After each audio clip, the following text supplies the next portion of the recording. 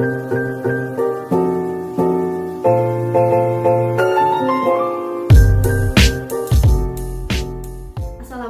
warahmatullahi wabarakatuh. Kami dari kelompok 8 dengan judul Analisis Manajemen Strategi pada Perusahaan Coca-Cola. Kelompok kami beranggotakan 4 orang. Yang pertama ada Silvi Setiawan dengan NIM 055, selanjutnya ada Tasya Nadia Nur Aziza dengan NIM 072, selanjutnya ada Syifa Nur Faridah dengan NIM 083, dan yang terakhir ada Siti Nur Hatimah dengan NIM 085.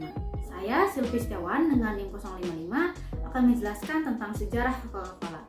Coca-Cola ini pertama kali diperkenalkan pada tanggal 8 Mei 1886 oleh John C. Pemberton, seorang ahli farmasi dari Atlanta, Georgia, Amerika Serikat. Dialah yang pertama kali mencampur sirup karamel yang kemudian dikenal sebagai Coca-Cola. Pada tahun 1941, nama dagang Coke memperoleh pengakuan periklanan yang sama dengan Coca-Cola. Dan pada tahun 1945, Coke resmi menjadi nama merek dagang terdaftar. Dan Coca-Cola Amatil Indonesia merupakan salah satu produsen dan juga distributor minuman ringan terkemuka di Indonesia. Memproduksi dan mendistribusikan produk-produk berlisensi dari The Coca-Cola Company. Perusahaan tersebut memperoleh dan mendistribusikan produk Coca-Cola ke lebih dari 400 outlet melalui lebih dari 120 pusat penjualan. Selanjutnya saya akan menjelaskan tentang tujuan dan visi dari The Coca-Cola Company. Tujuan dari The Coca-Cola Company yaitu to differentiate the world, make a difference. Untuk mengubah dunia, buatlah perubahan. Selanjutnya di sini ada visi. Visi dari The Coca-Cola Company ini adalah untuk membuat merek dan pilihan minuman yang disukai orang, untuk menyebarkan tubuh dan juga jiwa mereka. Dan dilakukan dengan cara menciptakan bisnis yang lebih berkelanjutan dan masa depan bersama yang lebih baik lagi, yang membuat perbedaan dalam kehidupan orang, komunitas, dan planet. Selanjutnya akan dijelaskan oleh rekan saya. Saya Syifa Nur Faridah dengan NIM 083. Selanjutnya ada analisis SWOT. Analisis SWOT ini merupakan identifikasi berbagai faktor secara sistematis untuk merumuskan strategi perusahaan. Analisis SWOT ini merupakan pembanding antara faktor internal perusahaan, yaitu strength dan juga weaknesses, dan juga faktor eksternal perusahaan, yaitu opportunity dan juga threat. Lalu selanjutnya ada strategi pertumbuhan. Nah, strategi pertumbuhan yang dilakukan oleh The Coca-Cola Company adalah dengan vertical integrasi yang di dalamnya mencakup backward integration dan juga forward integration. Di mana The Coca-Cola Company ini mengakuisisi dan mengambil alih perusahaan lain. Hal ini dilakukan agar The Coca-Cola Company dapat memperluas serta memperkuat bisnisnya.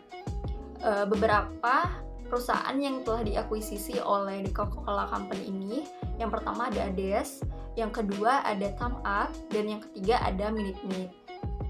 Lalu Coca-Cola Amatil berhasil bergabung dengan Coca-Cola Europe Partners dan menjadikan perusahaan pembotolan dan fast moving consumer good dengan nama perusahaan yang baru yaitu Coca-Cola Europe Pacific Partners. Saya Siti Nur Hatimah dengan NIM 511811085. Di sini saya akan menjelaskan tentang struktur organisasi di Coca-Cola Company. Coca-Cola merupakan produk global dengan daya tarik yang universal, di mana perusahaan beroperasi di lingkungan lokal dan global. Pada saat ini, perusahaan harus tetap membangun struktur organisasi yang memberikan strategi secara global dan lokal. Maka daripada itu, struktur organisasi perlu dirancang untuk memenuhi tujuan. Perusahaan Coca-Cola melibatkan fleksibilitas pengambilan keputusan dan berbagai ide-ide terbaik di seluruh organisasi dengan tingkat yang sesuai pengelolaan dan pengawasan dari pusat. Kantor pusat The Coca-Cola Company sendiri memiliki tanggung jawab untuk memberikan arahan secara menyeluruh kepada perusahaan dan memberikan dukungan kepada struktur regional. Perusahaan mengoperasikan 5 segmen operasi geografis atau yang disebut dengan strategi bisnis unit.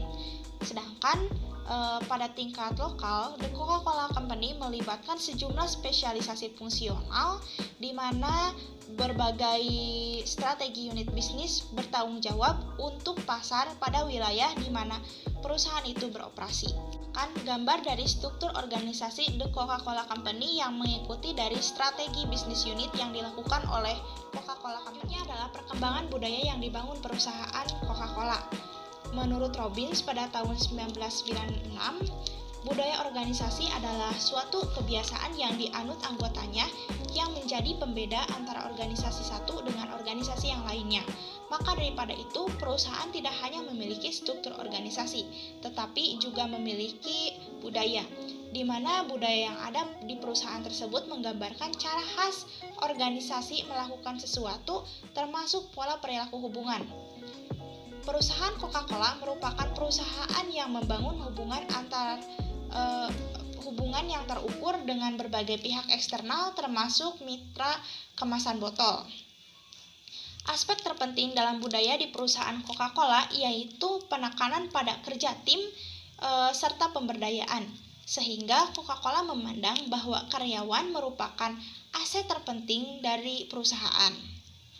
Selain itu, dengan budaya yang ramah dan inovatif, Coca-Cola dapat bergantung pada tenaga kerja yang memiliki kualitas tinggi serta yang membantu dalam mempertahankan gaya kepemimpinan pada perusahaan dan di setiap pasar di mana perusahaan beroperasi.